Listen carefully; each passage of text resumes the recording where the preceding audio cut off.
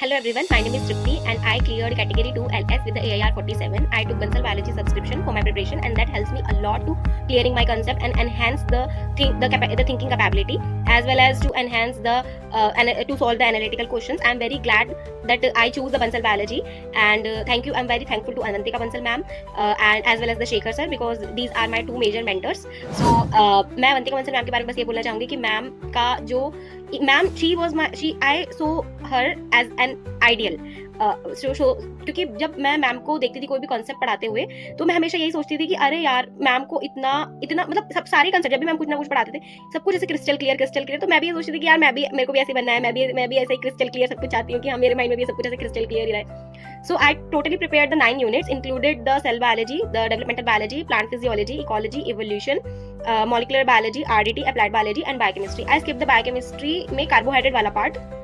And I am very thankful to Shekhar sir for the RDT lecture क्योंकि RDT में कुछ ऐसे कंसेप्ट हैं जैसे एनएमआर है, आपका ये एमआरआई है और हमारे जो ये गामा रेज हैं जो हमारे इलेक्ट्रोमैग्नेटिक रेडिएशंस हैं उनको सर ने ऐसे बीटा रेज अल्फा रेज इतना अच्छे से समझाया था, अच्छे से एक्सप्लेन किया कि मुझे कभी ऐसा लगा ही नहीं कि ये कंसेप्ट जो है वो केमिस्ट्री रिलेटेड ज़्यादा है या फिर फिजिक्स रिलेटेड ज़्यादा है तो मुझे समझ नहीं आएगा. तो सर ऐसे बिल्कुल बेस ग्राउंड से लेकर के चलते थे एंड इनिशियली आई वाज थोड़ा सा कि बहुत लंबी वीडियोस है ऐसे कैसे देखूंगी मैं, बट जब मुझे इंटरेस्ट डेवलप हुआ, जब सर ने पढ़ाया, जब मैंने 1-2 क्लासेस करके देखी तब मुझे इतना इंटरेस्ट डेवलप हुआ. मैं सुबह इतनी जल्दी उठती थी बस आई वाज सो एक्साइटेड कि हाँ आज मुझे शेखर सर से 3 to 4 क्लासेस आज कंप्लीट करनी है ऐसा करके.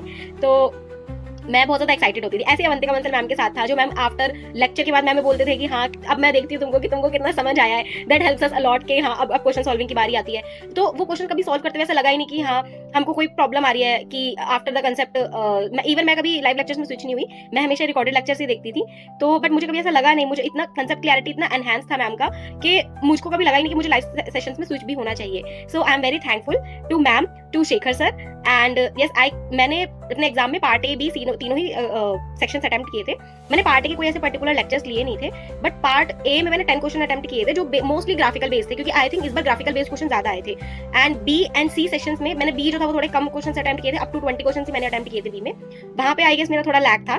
बट जो पार्ट सी था क्योंकि as I mentioned earlier that the Bansal Biology helped me a lot to enhance my clarity, the concept clarity, to increase the intellectual thinking.